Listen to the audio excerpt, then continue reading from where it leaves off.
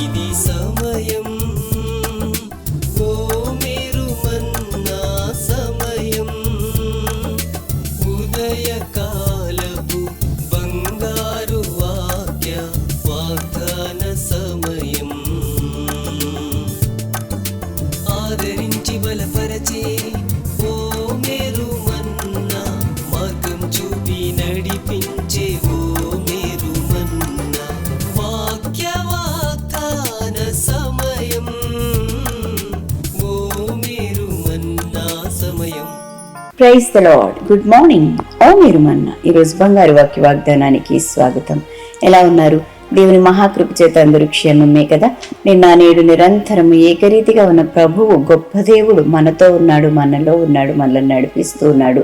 ప్రియ దేవుని బిడ్డలారా, మరి దినం ప్రభు మనకు మాట్లాడుచున్న మాటలు, వాగ్దానాలు మనం విందాం రండి.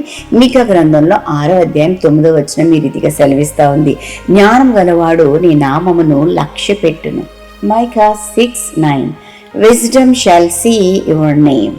దేవునికి మహిమ కలుగును గాక. పిల్లరా, లోకంలో 2 రకాలైన మనుషులు ఉంటారు. ఒకటి జ్ఞానవంతులు, 2 బుద్ధిహీనులు లేకపోతే మూర్ఖులు.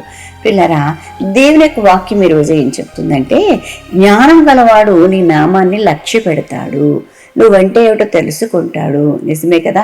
ప్రతి మనిషి కూడా దేవుడు ఎవరో తెలుసుకోవాలని అనుకుంటాడు, దేవుని వెంబడించాలని అనుకుంటాడు, దేవుడు ఉన్నాడన్న సంగతిని కూడా గ్రహిస్తాడు అండి.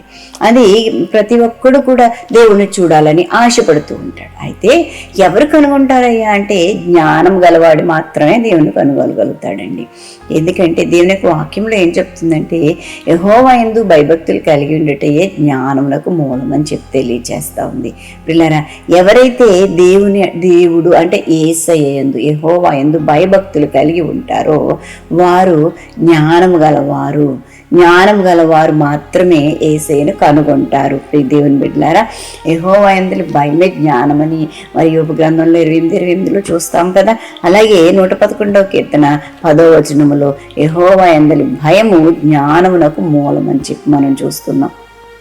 జ్ఞానం గలవారు దేవుని మాటలను లక్ష్య పెడతారు, పట్టించుకుంటారు, వెంబడిస్తారు, ఆ ప్రకారంగా నడుస్తారు అని చెప్పి దీని అర్థమై ఉంటుందండి. పిల్లరా, మనం వింటాం కానీ అలా ప్రవర్తించకపోతే అది కూడా జ్ఞానం లేకపోవడమే.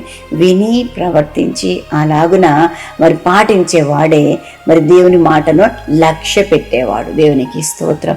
మరొక జాతి ఉంది, లేకపోతే మరొక రకమైన ప్రజలు ఈ లోకంలో ఉన్నారు. వారెవరంటే బుద్ధిహీనులు. ఎంత చెప్పినా కూడా మరి సరిగా అర్థం చేసుకోలేని వారు, వినని వారు, దేవుడంటే ఎరగని వారిగా, లక్ష్య పెట్టని వారిగా ఉంటారు. దేవుని యొక్క వాక్యంలో చూస్తూ ఉంటే 14వ కీర్తన 1వ వచనంలోను, 53వ కీర్తన 1వ వచనంలోను ఏమనుంది? దేవుడు లేడని బుద్ధిహీనులు తమ హృదయంలో అనుకుంటారు అని చెప్పేసి ఉందండి. పిల్లరా, అవును కదా. మరి బుద్ధిహీనులేమో దేవుడు లేడని తలుస్తారు. ఏదో రకరకాలైన ఇజాలు ఈ లోకంలో ఉన్నప్పటికీ ప్రియులారా, మన దేవుడు ఉన్నాడు, యేసు ప్రభువారు ఉన్నారు. ఆయనే నిజరక్షకుడు, లోకరక్షకుడు, రక్షించేవాడన్న సంగతిని ప్రజలు గ్రహించాలండి. బుద్ధిహీనులు తమ ప్రవర్తన చేత తమను తాము ఆయాస పెట్టుకుందరని చెప్పి ప్రసంగి గ్రంథం 10వ అధ్యాయంలో 15వ వచనంలో మనం చూస్తూ ఉంటాము. కాబట్టి మనము ఆ జాబితాలో ఉండడానికి వీలు లేదు అండి. బుద్ధిమంతుల జాబితాలో ఉండాలి, జ్ఞానం కలిగిన జాబితాలో ఉండాలి, దేవుని ఎరిగే వారి జాబితాలో మనం ఉండి ఆయనను లక్ష్య పెట్టేవారముగా, ఆయన క్రియలను కనుగొనేవారముగా, ఆయన యందు ఆనందించే బిడ్డలముగా మనం ఉండాలి. అంచేత మేలు అనుభవించే జాబితాలో మనం ఉండాలని చెప్పి తెలియచేస్తూ ఉన్నాను. ప్రియులారా, ఆయన మార్గంలో మనం నడుచుకుంటూ సురక్షితంగా ఉంటూ అనేక మందికి మనకి మేలుకరంగా మన బ్రతుకు ముందుకు కొనసాగించుదాము. ప్రియులారా, మరి పరిశుద్ధాత్మ దేవుడు మనలందరినీ కూడా ఆ జ్ఞాన మార్గంలో నడిపించి ఆయన నామాన్ని లక్ష్య పెట్టేవారంగా, ఆయన మార్గంలో నడుచుకునే వారంగా ఆశీర్వదించి దీవించును గాక. ఆమేన్. దేవుని బిడ్డలారా, ఈ దినం బర్త్డేస్, వెడ్డింగ్ యానివర్సరీస్ జరిపించుకుంటున్న వారికి శుభాలు తెలియజేస్తున్నాను. ఈ నూతన వస్త్రంలో నూతనమైన దీవెనలు ప్రభు మీకు ప్రసాదించును గాక. మీ కొరకు ఒక వాగ్దానం జ్ఞాపకం చేస్తాను. నెహెమ్యా గ్రంథం 8వ అధ్యాయం 10వ వచనము. మీరు దుఃఖపడుకుడి, యెహోవా యందు ఆనందించుట వలన మీరు బలమొందెదరు. దేవునికి స్తోత్రం. ఏ విషయంలోనూ కూడా చింతించవలసిన పని లేదు అండి. ప్రభు మనకి తోడుగా ఉన్నాడు. ఆయన మనకుంటే ఇంకేది మనకి లోకంలో అక్కర్లేదు. ఆయన యందు ఆనందించడం వలన మనము బలం పొందుతామంటండి. దేవునికి మహిమ కలుగును గాక. ఆ దేవాది దేవుని కృపలో మనం భద్రపరచబడి ముందుకు కొనసాగుతాము. అలాంటి కృప చేత పరిశుద్ధాత్మ దేవుడు నూతన వస్త్రం కడిగిపెట్టిన మీకు ఆశీర్వాదంలో అనుగ్రహించును గాక. ప్రార్థన చేస్తాను, నాతో ఏకీభవించండి. ప్రభానికి వందనాలు చెల్లిస్తున్నాను. మహిమ గల దేవుడుగా మమ్మలను దీవించి ఆశీర్వదించే దేవుడు నాయన, నీ కార్యాలు జరిగించే దేవుడు ప్రభా నాయన, నీ సన్నిధి తోడుగా ఉంచే దేవుడు ప్రభా నాయన. నాయన తండ్రి, నిన్ను మేము లక్ష్య పెట్టే జాబితాలో ఉన్న సహాయం చేయండి ప్రభా నాయన. అవును తండ్రి నాయన, యెహోవా యందు భయభక్తులు కలిగి ఉంటే జ్ఞానానికి మూలం అంటున్నావు తండ్రి నాయన.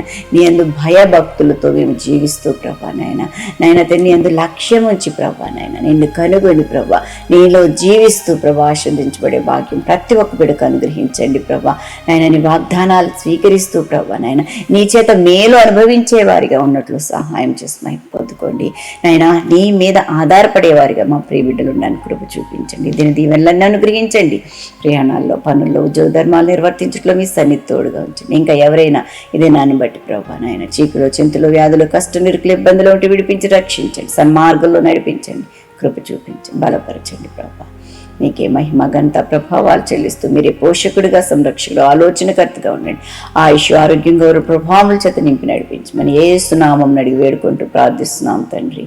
ఆమేన్. మన తండ్రిని దేవుని ప్రేమ, కుమారుడిని యేసుక్రీస్తు కృప, పరిశుద్ధాత్మ దేవుని నిన్న సహవాసం ఎల్లరికూ సదా తోడే ఉండునుగాక. ఆమేన్. ఆమేన్. Have a wonderful day. God bless you all.